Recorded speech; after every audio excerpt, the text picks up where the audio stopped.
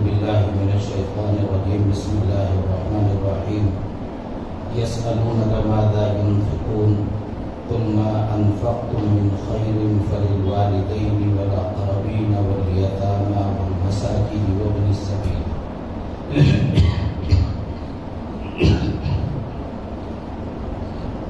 حضرات محترمین، سلسلہ یہاں سے چل رہا تھا کہ رمضان المبارک کا مقصد ہے کہ اللہ رب العزت کی رحمت سے ہمیں تقوی کی صفت میسر آ جائے، اور تقوی کا ابتدائی مرحلہ یہ ہے کہ آدمی فرائض اور واجبات کو اختیار کرنا شروع کرے اور محرمات اور حرام کاموں کو چھوڑنا شروع کرے۔ یہ سب سے پہلا درجہ تقوی کا ہے۔ دوسرا درجہ یہ ہے کہ آدمی سنن اور مستحبات کو اختیار کرے اور جو مکروہات ہیں ان کو چھوڑ دے۔ پھر یہ چیزیں بدن والی عبادت میں بھی ہیں، مال والی عبادت میں بھی ہیں، اور اس کے علاوہ عبادات میں اور معاشرات میں اور معاملات میں بھی ہے۔ تو سلسلہ ہم نے یہاں سے شروع کیا کہ مال والی عبادتیں، مال والی عبادتوں میں سب سے اہم فرائض کو اختیار کرنا ہے، اور فرائض کے بعد پھر مستحبات اور سنتوں کو اختیار کرنا ہے۔ تو مال والی عبادتوں میں تقوی کا پہلا درجہ فرائض کو اختیار کرنا، وہ زکوٰۃ کے سلسلے میں مختصر سا تذکرہ اس سے پہلے سامنے آیا۔ اب اس کے بعد سنتوں اور مستحبات کو اختیار کرنے کا دوسرا درجہ ہے۔ قرآن کریم میں ہے کہ رسول اکرم صلی اللہ علیہ وسلم نے جو زکوٰۃ کا حکم دیا، وہ زکوٰۃ جن کے اوپر فرض ہوئی انہوں نے وہ زکوٰۃ ادا کر دی، اور جن کے اوپر فرض نہیں ہے ان کو ادا کرنے کی ضرورت نہیں۔ لیکن اس کے بعد جب زکوٰۃ انسان ادا کر چکا تو 1,00,000 میں 2,500 روپے ادا کر چکا، اب جو رقم باقی بچی وہ، یا جس کے اوپر زکوٰۃ فرض ہی نہیں ہے، اس کے بعد 20,000 سے نیچے رقم ہے، وہ لوگ آگے یہ پوچھتے ہیں یسألونک ماذا ينفقون، ہم کیا خرچ کریں؟ تو قرآن کریم میں اللہ رب العزت نے خود اس کا جواب ارشاد فرمایا، قل ما انفقتم من خیر، فرائض تو الگ ہیں کہ آپ نے ادا کر دیے، زکوٰۃ ادا کر دی، لیکن اب جو کچھ آپ خرچ کرنا چاہتے ہیں فَلِلْوَالِدَيْنِ، سب سے پہلے آپ کے ذمے ان والدین کے حقوق ہیں جو والدین اپنی ضرورتیں، بنیادی ضرورتیں پوری نہیں کر پاتے۔ ماں ہے، بوڑھی ہے، اور ظاہر ہے کہ عورت ہے، وہ باہر جا کر کما نہیں سکتی، خود اس کے پاس اتنی دولت نہیں ہے کہ وہ اپنی ضرورتیں پوری کر سکے۔ باپ ہے، کما رہا ہے، کھا رہا ہے، اس کے پاس پیسے خوب ہے، بہت اچھا، لیکن اگر اس کے پاس پیسے نہیں ہیں، کمانے کی سکت اور ہمت نہیں ہے، یا کمانا چاہتا ہے لیکن کچھ میسر نہیں آتا، تو ایسی صورت میں ایسی ماں کا اور ایسے باپ کا خرچہ آپ کے اور ہمارے ذمہ ہے۔ فَلِلْوَالِدَيْنِ، سب سے پہلا حق والدین کا ہے، ابھی بیوی بچوں کا حق نہیں، پہلے والدین کا حق ہے۔ لیکن والدین کے پاس کروڑوں ہیں، آپ کے پاس تو اس سے بھی کم ہیں، تو وہ اپنا خرچ کریں، کوئی حرج نہیں۔ پھر کیا کرنا چاہیے؟ پھر کبھی کبھی ایسا کرنا چاہیے کہ کبھی آپ کا چولہا اگر الگ ہے، آپ نے کچھ اچھا پکایا ہے تو والدین کی خدمت میں بھیج دینا چاہیے، یہ ضرورت کے لیے نہیں ہے. ضرورت تو والدین کو نہیں ہے، وہ تو پیسے والے ہیں، اپنی ضرورتیں پوری کر رہے ہیں. یہ اظہار محبت کے لیے ہے کہ جب آپ کے یہاں کچھ اچھا پکا تو آپ نے بھیج دیا. کبھی عید تہوار کو آپ نے کوئی کپڑا بنایا، کوئی موقع آیا، آپ کو کہیں سے اچھی خاصی بچت ہوئی، آپ کو کوئی خوشی ہوئی یا والدین کے یہاں کوئی خوشی ہے، اس موقع پر کوئی جوڑا کپڑے کا سال میں ایک آدھ مرتبہ کبھی والد صاحب کو لا کر دے دیا، والدہ کو لا کر دے دیا، تو والدہ کو اس سے، والد کو اس سے خوشی ہوگی. پھر والدین کے اخراجات کے بعد ارشاد فرماتے ہیں مَا أَنفَقْتُم مِّن خَيْرٍ فَلِلْوَالِدَيْنِ وَالْأَقْرَبِينَ. اب دوسرے رشتہ دار ہیں، بیوی ہے، بچے ہیں، ان کا نام و نفقہ ضروری درجے کا ہے، فرض درجے کا ہے، کھانا پینا پھر سنت درجے کی ہے، ان کی تعلیم، ان کی تربیت، ان کا اعلیٰ معیار، آئندہ ان کی اقتصادیات کا، معاشیات کا، دینیات کا، عزت کا تحفظ کس طرح کیا جائے، اس کی پوری فکر جو ہے وہ اسی ذیل میں آتی ہے. تو وہ یہ تو گھر کے افراد ہیں، والدین بھی اور بیوی بچے بھی. پھر اس کے علاوہ جو رشتہ دار ہیں، بہن ہے شادی ہو گئی دوسرے گھر میں چلی گئی، بھائی ہے الگ رہتا ہے، ان میں دیکھو کون مستحق ہے کون غریب ہے. ان مستحقین میں اگر آپ کے پاس پیسے نہ ہوں اور زکوٰۃ کے علاوہ کچھ بھی نہ آپ کے پاس بچ رہا ہو، آپ کے اخراجات سے کم پڑ رہا ہو، تو ان مستحقین کو زکوٰۃ بھی دے سکتے ہیں. والدین کو زکوٰۃ نہیں دے سکتے، والد کے والد، اس کے والد، دادا پر دادا، امی کے ابا، اس کے ابا، اس کے ابا، نانا پر نانا، اوپر تک کسی کو زکوٰۃ نہیں دے سکتے. اسی طرح شوہر بیوی کو یا بیوی شوہر کو زکوٰۃ نہیں دے سکتی. اسی طرح اولاد میں بیٹے کی اولاد یا بیٹی کی اولاد، ان کو زکوٰۃ نہیں دینا، تو ان کو زکوٰۃ نہیں دینا. لیکن اس کے علاوہ سائڈ میں جو رشتے آتے ہیں، بھائی بہن، اگر وہ مستحق ہیں زکوٰۃ کے تو ان کو زکوٰۃ بھی دے سکتے ہیں. ان کا تعاون بہرحال ضروری ہے، اس لیے کہ وہ آپ کے بہت ہی قریبی لوگ ہیں. ان کا تعاون، زکوٰۃ جب ان کو دیں تو زکوٰۃ دینے کے لیے اپنے دل میں زکوٰۃ کی نیت کرنی ضروری ہے. سامنے والے کو یہ بتانا ضروری نہیں کہ یہ زکوٰۃ کے پیسے دے رہا ہو. جس کو دیتے ہو اس کو زکوٰۃ کے پیسے دے رہے ہو. اگر مدرسے کے سفیر کو دے رہے ہو زکوٰۃ کے پیسے تو وہ اپنی ذات کے لیے تو لے نہیں رہا، وہ تو طلبہ کے لیے لے رہا ہے، تو کوئی حرج نہیں، اس کو کچھ برا نہیں لگے گا. آپ بتا دو یہ زکوٰۃ کے پیسے ہیں، تاکہ وہ زکوٰۃ کا پیسہ زکوٰۃ کے مصرف میں لگائے، امداد والے مصرف میں نہ لگا لے. امداد الگ جگہ خرچ ہوتی ہے، زکوٰۃ کے خرچ کرنے کا مدرسے میں بھی الگ طریقہ ہے. اس لیے زکوٰۃ اگر کسی سفیر کو دے رہے ہو تو جھولے میں جو جاتے ہوئے رومال میں پیسے ڈالتے جاتے ہیں، اس میں زکوٰۃ کے پیسے نہیں ڈالنا، اس میں صرف امداد کے، خیرات کے، صدقے کے پیسے ڈالنا، اس میں زکوٰۃ کے پیسے نہیں ڈالنا. زکوٰۃ کے جو پیسے دے رہے ہو اس کی الگ سے رسید بنواؤ، الگ سے اس کو بتاؤ کہ یہ پیسے زکوٰۃ کے ہیں. جا کے حساب لگے گا، زکوٰۃ کے پیسے الگ نکال کے ان کو الگ انداز پر خرچ کیا جائے گا. لیکن جب کسی کو زکوٰۃ ذاتی طور پر دے رہے ہو، تم نے دیکھا کہ تمہارے محلے کا کوئی آدمی، تمہارا دوست، تمہارا بھائی، تمہاری بہن، تمہاری بھابھی، کوئی مستحق ہے زکوٰۃ کے، اس کو چپ چاپ وہ رقم دے دو. اگر یوں کہو گے یہ زکوٰۃ کے پیسے ہیں تو اس کا دل بہت چھوٹا ہو جائے گا. میرا بھائی اگر میری مدد کر بھی رہا ہے تو میل کچیل زکوٰۃ کے پیسے دے رہا ہے، اس کو بہت عجیب لگے گا، دل ٹوٹ جائے گا.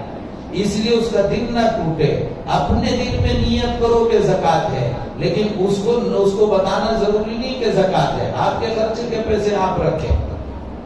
خیر، یہ ان لوگوں کے اوپر پھر زکات سے آگے بڑھ کر خرچ کیا جائے.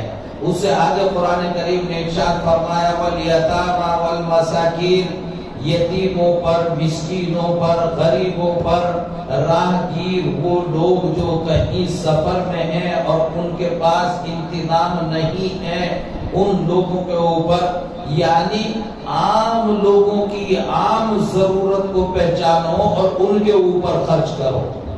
قرآن کریم میں ایک جگہ اور ارشاد فرمایا وَفِي أَمْوَالِهِمْ حَقٌّ لِلسَّائِلِ وَالْمَحْرُومِ.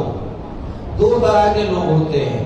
ایک وہ ہیں جو کھل کر آ کر آپ کے سامنے کہہ دیتے ہیں کہ ہم ضرورت مند ہیں، ہمیں دے دو. اور ایک وہ ہیں جو آپ تک یا تو پہنچ نہیں پاتے یا پہنچ پاتے ہیں تو کہہ نہیں پاتے کہ ہم ضرورت مند ہیں.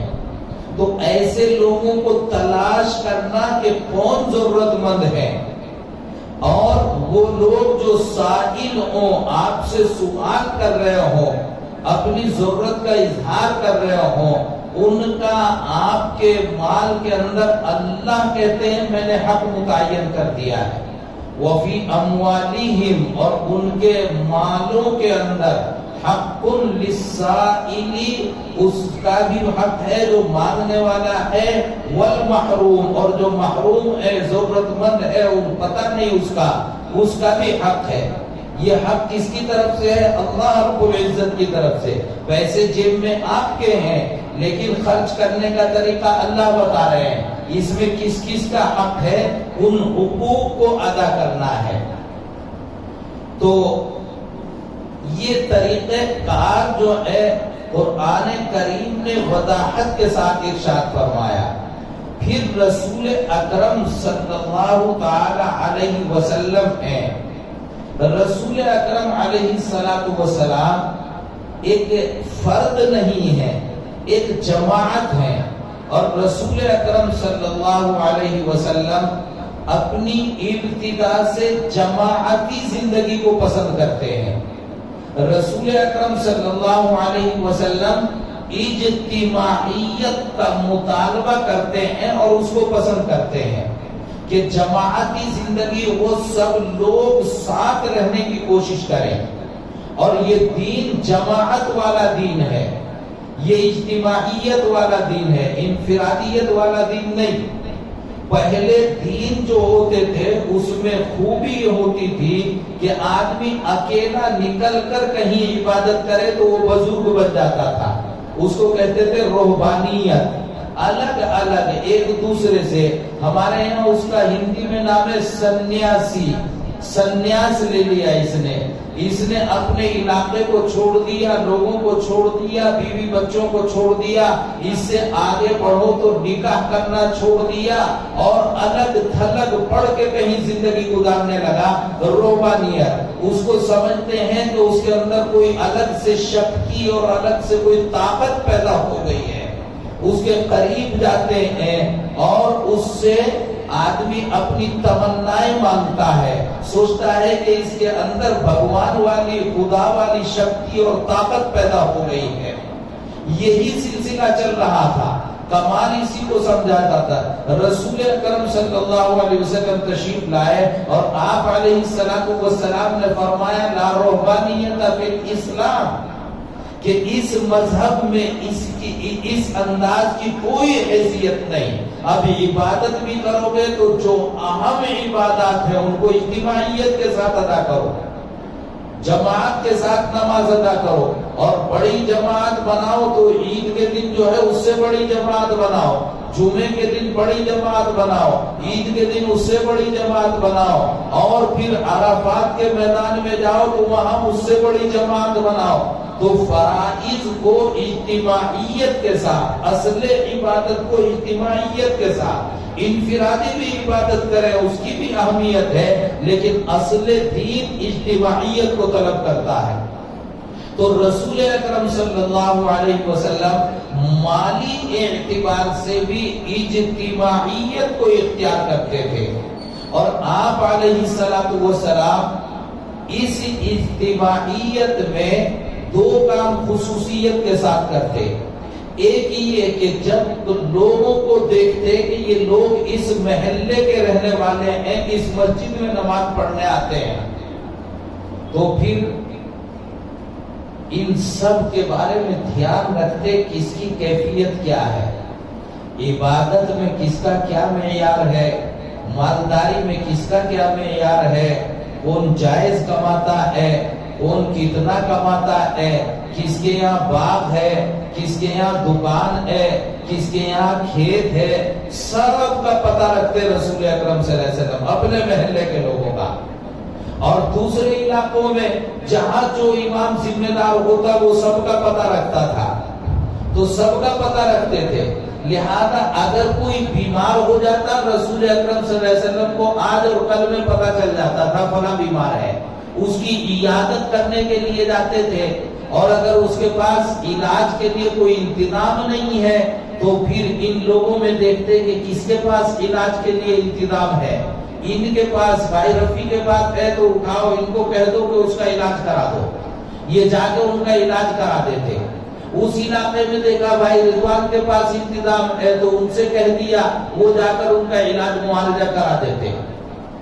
یہ ان لوگوں میں خبر گیری رکھتے، یہاں تک آگے بڑھ کر خبر گیری رکھتے کس کا کاروبار نہیں ہے، فلاں لڑکا ہے، جوان ہے، بڑا ہے، اس کا کاروبار نہیں ہے، رسول اکرم صلی اللہ علیہ وسلم اس کو کاروبار سے لگاتے، کاروبار سے لگاتے، اپنے پاس کچھ ہے تو خود انتظام کرتے، اپنے پاس کچھ نہیں ہے تو سب سے اپیل کرتے، بھائی جس کو جتنا زیادہ اللہ توفیق دے اس کو کاروبار سے لگانا ہے۔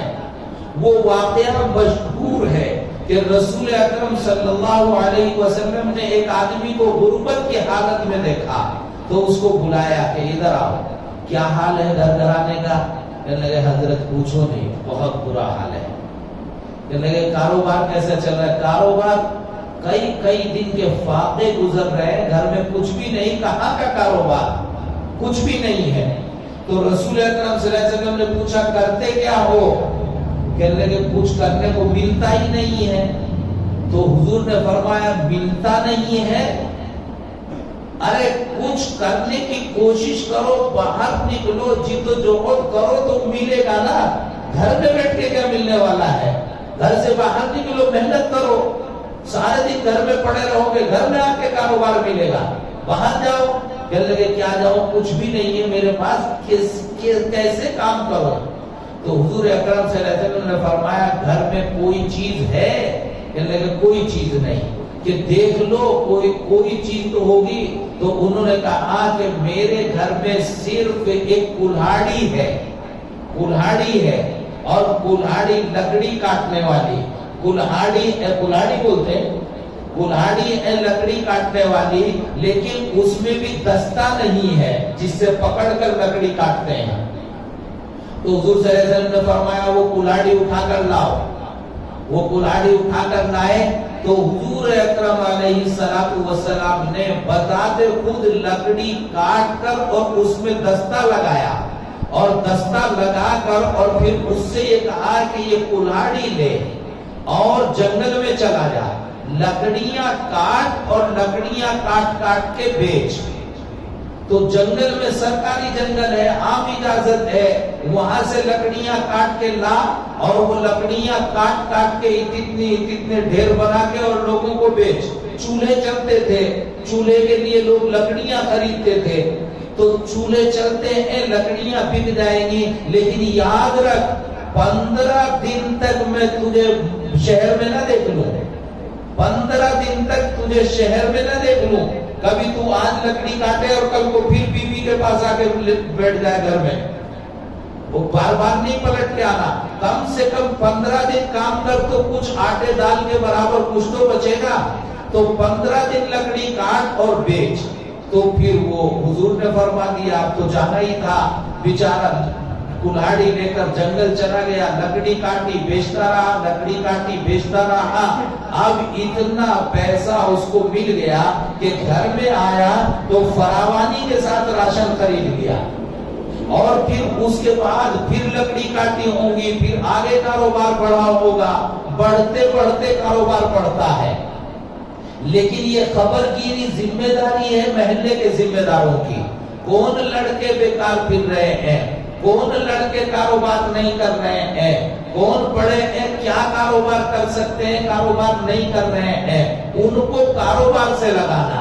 تو رسول اکرم علیہ الصلوۃ والسلام یہ کرتے, جب کوئی ضرورت مند آتا تو قرآن کریم میں ہے وَأَمَّا السَّائِلَ فَلَا تَنْهَرْ, جب کوئی سوال کرتے تو اس کو ڈانٹو ڈپٹو نہیں, جتنا میسر آئے دے دو, لیکن ڈانٹ ڈپٹ لڑائی جھگڑا اس کو برا سمجھنا قطعی طور پر نہیں. رسول اکرم علیہ السلام کے متعدد واقعات احادیث میں صراحت کے ساتھ موجود ہے کہ رسول اکرم علیہ السلام نے کسی کے لیے اپیل کی کہ جناب اس کو چندہ دے دو, تو سب نے جتنا بن سکتا تھا ہر ایک نے دیا.